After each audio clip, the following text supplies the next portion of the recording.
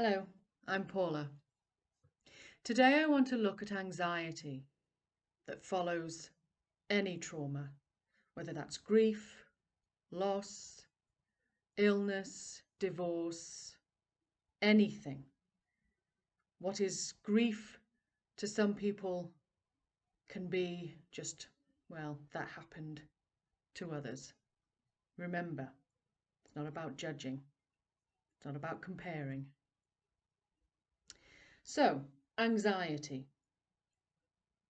That can be extremely overwhelming to a lot of people following grief. It's not a nice place to be. It can feel like you can't function, you can't think straight, you can't uh, get your life in order, you can't function every day, you can't, every day can feel like it's an uphill struggle. It can be difficult to get out of bed. It can be difficult to sleep.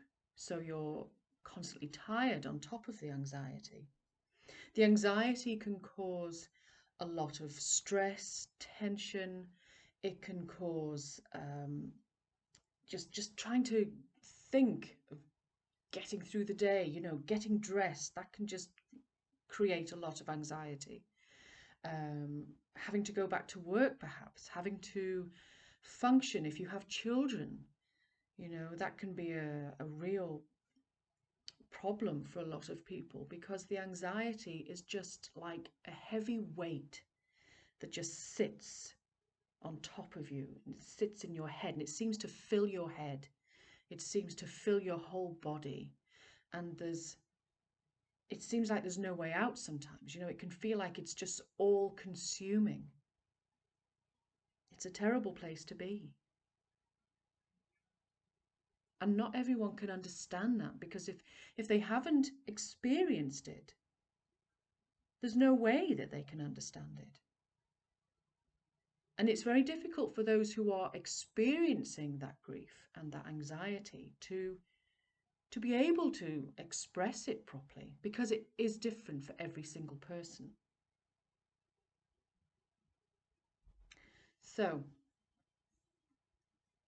I know it can come across as very blasé to say what I'm going to say, but this is the first thing that I would suggest you do. Breathe. Now, when we're in that anxiety, we almost shorten our breath. We're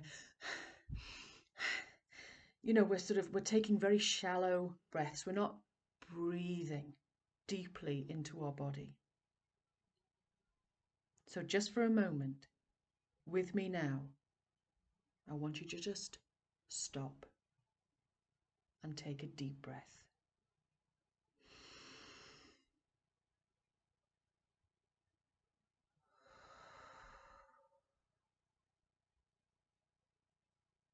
Take another one.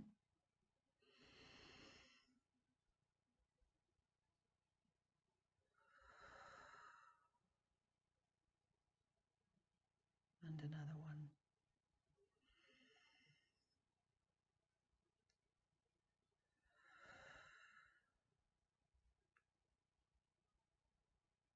Now, the things that we need to do when we are in the anxiety mode is to listen to our mind and our body. Now, our mind may be too crazy, it may be too full, it may be like brain fog. If you can't think here, think here. Listen to this. If it's too much to do something, if something that you need to do is too overwhelming, first thing, can you make it smaller? Can you make it into small pieces? So, going on past clients' experiences, perhaps the housework is becoming overwhelming because you just can't keep on top of it. You can't do it all. And the washing is getting overwhelming. It's building up, it's piling up. What can you do in this moment that wouldn't be too much? Forget everything. Forget the whole thing. You can't deal with the whole thing. You don't have to. So bring it down from this, bring it down to this. What can you do? What do you want to do in this moment? If you want to cry, then cry. Release that stress, that tension. The tears hold stress hormones. That's why we cry. Our body is releasing it, is letting it go. And if that's what you need to do in this moment, do it. If you want to scream, if you want to shout, if you want to hit something, then do it. If you want to hit something, do it carefully. I have gone through so many pillows, and my clients have gone through so many pillows and cushions, or the back of a sofa, if it's good to do so. It's not a hard back. Don't hurt yourself. That's not what we want. We don't want to add to your anxiety and your stress. We want to release it. You have to find a way of releasing it. So before you do anything else, before you look at all the outside things that are overwhelming you, come back into this. What can you do at this moment to release it? Is it crying? Is it screaming? Is it shouting? Is it hitting something? Is it punching a pillow to death? Is it hitting the back of a sofa to death? Is it hitting your bed mattress? Get it out. However safely you can do that. Okay? The other thing that you can do, if it works for you, is to visualize. Now, I do a visualization with clients, which I will do in another video. If you can visualize something, then do it. I will also use this visualization for people who have panic moments and anxiety moments. Now, a lot of people like to call them panic attacks or anxiety attacks. Well, that doesn't really help the situation. Words have power. Let's look at it for what it actually is.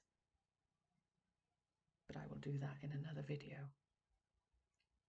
So if you can visualize something, do it.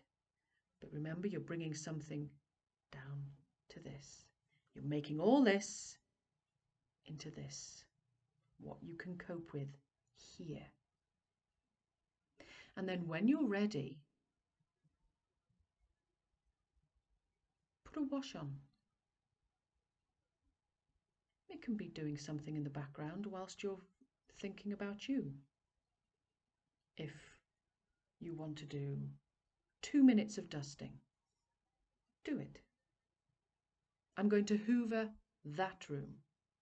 And I know I'm just talking about cleaning here, but this is just easier than going through lots and lots of other things that clients have done. The point is, you're keeping it small. Forget about that. You can't deal with that. But you might be able to deal with this. So keep it here. So, is it about putting on a piece of clothing? A lot of my clients don't want to get dressed. They stay in their pajamas. Or they stay wrapped up in a blanket. Can you let go of that blanket for a while? Can you get out of your pajamas for a while? If you can, great. If you can't, fine. It's also about giving yourself permission to be where you are. The anxiety that can be caused by society is outstanding. It just adds more and more anxiety because on a subconscious level, you feel like you're supposed to be further down the line. You're supposed to be where society tells you you're supposed to be. If it's been a week or a month or 3 months or a year or whatever it is after a trauma, be it a death or a divorce or a whatever, on a subconscious level, you believe that you're supposed to be further down the line. So you self-judgment, you self-criticize. Oh, so-and-so was better at this than I am. Oh, so-and-so, they managed it better than I am. I should be. I must be. I'm not as good as. All of these negative words create your own anxiety and they just add to it. So if you can, flick them away. They're not helpful. Right now, at this moment, if you can just focus on something small, focus on what you need, then that is enough.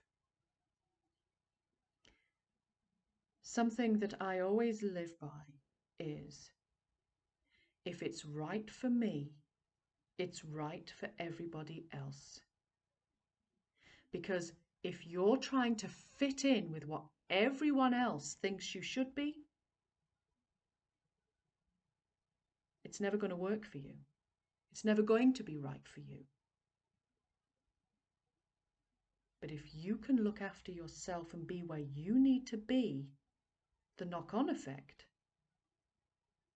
is that you are healing. So you can start thinking about everybody else as you're healing. Does that make sense? So, for now, focus on this. You, here, nothing else. What you need. It's crying, screaming, shouting, safely punching something. Or what another client of mine found very useful was writing something. And I'll tell you all about the writing that I do. But writing something, whether that's getting it out, really angry, and she'd tear the paper with her anger while she was writing all this stuff, and then she'd tear it up into tiny, tiny little pieces, and then she'd safely burn the paper. If that works for you, do it. The point is, remember, you're doing what works for you safely. Okay? So if you're punching something, make sure you're not going to hurt yourself. Punch that mattress, punch that pillow, that cushion, whatever it is, safely. Burn that piece of paper that you've written on if you need to, safely. You need to focus on something small that you're ready to do, even if it's just 2 minutes, 5 minutes, 10 minutes, whatever it is. Start small and build it up when you are ready. Now, as I say this, I'm very aware that there are people who will go, well, I can't do that because I have a job to do. They only gave me so many weeks off. Or, well, I can't do that. I have children that I have to look after. Or, I can't do that because I have to, because I have to, because I have to. If you're busy living your life because I have to, you're not focusing on you. Now, I know this is very difficult. I'm a parent myself. We don't always find our own time for us. But what I'm asking you to do is to bring it down to you and what you need at every given opportunity you can. Speak to your boss. Speak to your children if you're able to. Remember, children learn behavior. If they're watching mummy and daddy pretending that everything's okay, pretending, putting a smile on when they really want to just cry and release that anxiety and stress, then they will learn that it's not okay to cry. They will learn that you're not allowed to show grief. They will learn to hide grief. that society doesn't accept grief. So, in actual fact, what you're doing is empowering them and yourself by giving yourself permission to release your anxiety, to release your stress, to release your grief. And same with your boss or whoever it is that that you need to work with. Speak to them, tell them you're struggling, and you may need 5 minutes every few hours to just go off and punch a pillow in your car, or go and sit in your car and scream, or go and sit in your car, or go and sit somewhere private where you can just cry, and then you can come back and carry on for another however long to do your job. By speaking out, and I know it can be scary, but by allowing this to be your truth, you're helping others and you're helping yourself. So I hope that helped you. So remember, whenever you can, bring it down to this and breathe.